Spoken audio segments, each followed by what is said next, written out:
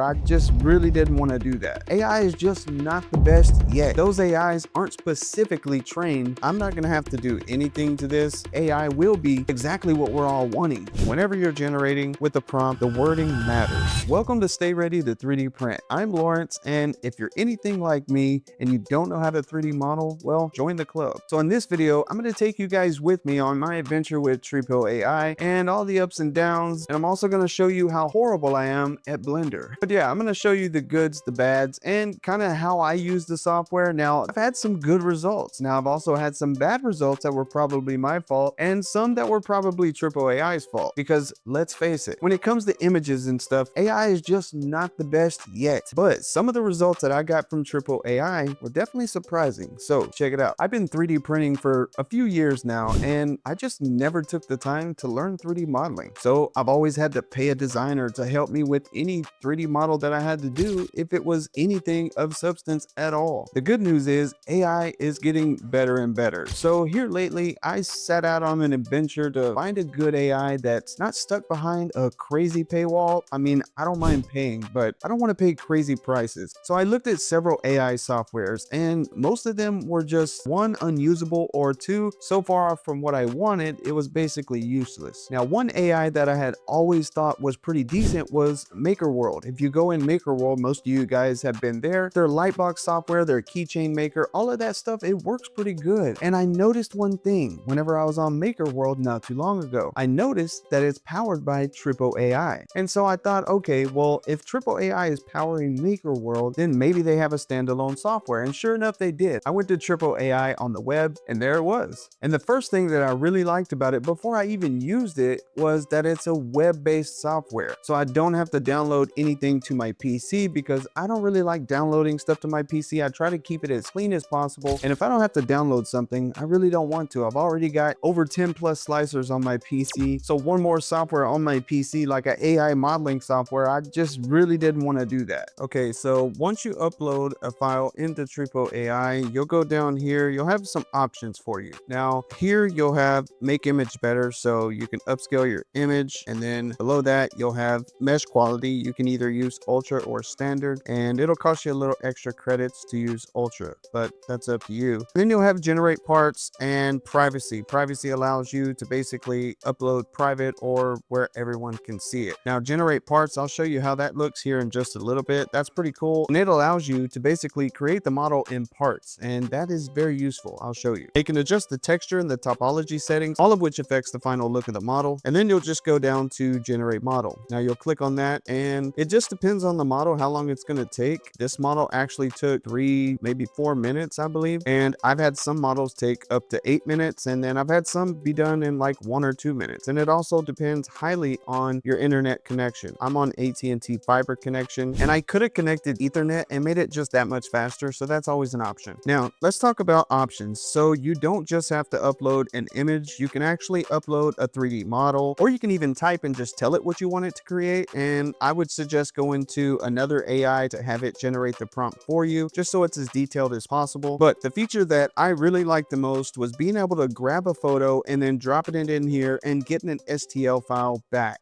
And you can even get a 3MF or an OBJ file. It just depends on your needs at the time. Now, if you look over here on the right, you can see some of the stuff that I've already created. So I've been playing around with it. Some of this stuff came out really good. Some of this was just a little bit off and things that would work, but I would have to take it into Blender and touch it up a bit. So as you can see, it created this from the original image. And honestly, this came out really good. I'm not gonna have to do anything to this. And as a matter of fact, I've already 3D printed this. And what this does, it holds cables. You can basically put a screw in it right here, attach it to a wall or under a desk or, you know, wherever you want to put it. And then you just clip your cable in it like that. Now, not everything comes out good like this. I got really lucky on this. Now, I didn't generate this in parts because there's no parts. This is one thing, but you can generate things in parts, and let me show you that. So I want to show you the generate parts feature, but then I also wanted to see what would happen if I take this model that I've already created, screenshot it, and have it regenerate off of a screenshot of what it made itself. So that's what we're going to do now. I've already screenshotted it, and we're going to go in here to downloads and grab that screen. No, I'm sorry. We're going to go to pictures, screenshots, And then there we are. So there's our bunny glasses right there. That is the exact same image, but this time we're going to generate in parts so we can move the ears, the whiskers, and the nose piece wherever we want. That's where that would come in handy. And just so you know, when you generate in parts, you cannot do texture. So as you can see, I do texture, it turns off parts, and vice versa. So we're going to go ahead and generate in parts. This one's going to cost us 60 credits. Okay, let's go. Okay, so that took probably around 6 or 7 minutes. That actually took longer than just generating from scratch for some reason. Maybe it's my internet, but this one is generated in parts. As you can see, these are clickable. So if you go over here to, let's see, you click on this, you go over here to the right side, you have move, rotate, and then scale. You can actually even make it bigger, which is crazy. So let's say this ear right here, we want to scale it. We can actually just go like this and make it bigger. That's just crazy. And then if you want to move it, let's say it didn't really generate in the right spot, you can just take it and move it. You can put it wherever you want. And so that's super cool if you ask me. So that could be useful for, let's say, these nose pieces right here. If you feel like maybe, they're just too wide for your nose or whatever it may be, you don't have to go in a modeling software to fix it. You could just simply go right here, click on this and move them and then export it as an STL. As you can see, you can go STL, JLB, OBJ, FBX, USD, and all the letters of the alphabet here. So if you're thinking right now, oh, why would I use that? I'll just use ChatGPT or Gemini or whatever. Well, those AIs aren't specifically trained to do STL files and mesh files. So although ChatGPT and Gemini and apps like that, they do a lot of stuff, they don't do anything really well, especially images. So if you've ever noticed, you do an image with ChatGPT, it gets all the letters all wonky, it never comes out kind of exactly how you want it. Well, that's because that's not what it's specifically trained to do. And that's why Tripo AI, it gets it right a lot of the times because they're continually training it how to do its job well. And they're not dumping a bunch of other stuff in there that has nothing to do with creating STL files. So I think you'll notice a big difference. If you go to ChatGPT or Gemini or Grok or somewhere like that and try to do what you're doing here in Tripo AI, I think you'll notice a huge difference. Now, Tripo's definitely not perfect. If you take a look at this gummy bear that I did, it didn't come out all that great. As you can see, it has a lot of texture stuff going on here and it's got some defects and yeah, it's just not even usable, honestly. Now, if you look at the image that I uploaded, I mean, you can kind of see why. It's not the best, and it's definitely got some weird stuff going on here around the mouth and the arms because this was a gummy bear that was in a plastic package, and I just wanted to see how it would function with something like that, and it had a little trouble with it. Now, right here, you can see that I uploaded a much better image, and it still has a glare to the image, but the image is a lot better, and as you can see, the model came out a ton better. Now, if you look a little bit closer, it does have some floating artifacts, and if you look down here, it's got the beginnings of, anyways, it's got some weird stuff going on, but nothing deal killer. You can always take this into Blender and fix it. And speaking of Blender, Tripo AI has worked Blender directly into their software. So they have a direct add-on extension that you can add,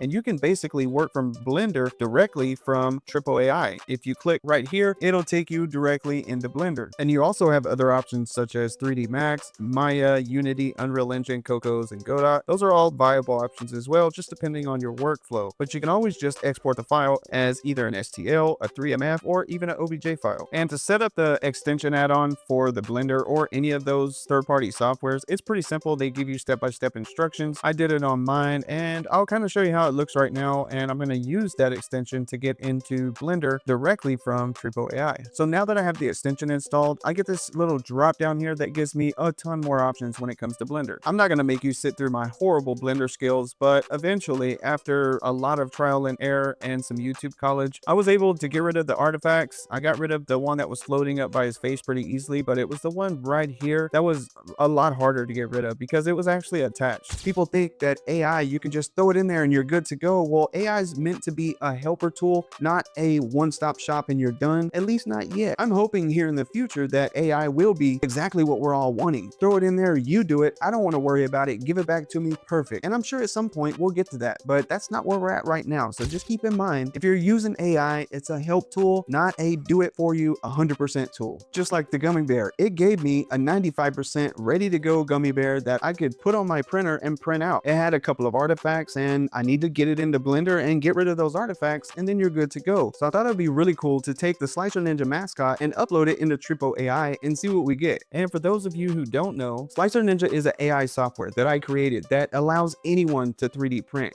And even experienced users, it saves a ton of time. So basically, you can grab any STL file off the internet and upload it to Slicer Ninja. It automatically optimizes the file, it angles the file for you to save time, because we all know any little adjustment on the angle can cost you 20, 30 minutes, even an hour or so. And then it also places supports for you, the material, the nozzle size, and all the parameters you put in, it sets all the settings for you. If you just bought a 3D printer and you have no idea how to use the slicer, Slicer Ninja is going to do everything for you. So it really lowers the barrier to entry to 3D printing, which already isn't that high. It pretty much puts it at the floor. Now, for experienced users, Slicer Ninja is still very useful because it'll save you a ton of time. Because even though I know what I'm doing, I still have to spend 10 or 15 minutes on a model, placing supports, slicing it, seeing how it comes out, and then going back, doing it again, slicing it again, trying to get the best settings. Well, Slicer Ninja does all that for you. There's no more going back and forth. And I'm launching it on Kickstarter here pretty soon. If you want to follow it and be a part of this whole journey, I think it's going to be huge. And we actually just pitched it to Shark Tank in Las Vegas when we went to CES 2026 a few weeks ago. So hopefully we get chosen to be on Shark Tank. That'll be pretty cool. I'll leave that link in the description, and if you want to sign up there, it'll notify you when we actually launch it on Kickstarter. So here's the models that I printed using Tripo AI. This is without modification, nothing in Blender. This is just straight up printed. Now you can get rid of that thing right there on the bear, and you can actually clean up these prints a lot more and make them look a lot better. But this is what you can get just straight out of the app. Now you're gonna have to do kind of like I did and just sit down and start messing with it and see what does what and do trial and error basically, because this isn't a full tutorial. This is basically an overview and kind of my thoughts on using Tripo AI. But overall, I think it's a really cool app. I'm gonna spend a lot more time with it, and if you guys want me to do a full tutorial, then just let me know in the comments and we'll see what we can do. Well, that's Tripo in a nutshell, right? And we all know AI has a little ways to go. I think Tripo AI is doing a lot of things right. And the great news is it's only going to get better. It's not going to get any worse for sure. And it's already pretty dang good. Now, if I can just tighten up my Blender skills will be great. So yeah, I hope you enjoyed the video, and I hope you get a chance to play with Tripo AI and check it out and post in the comments. Let me know like what your thoughts are on it, what you think it could do better, and if you got a good model out of it. Matter of fact, join the Discord, post your model in Discord. Let's check it out. Show everybody what you did. So with that said, I hope you guys enjoyed it. And until the next video, as always, stay ready to 3D print. We'll see you in the next one.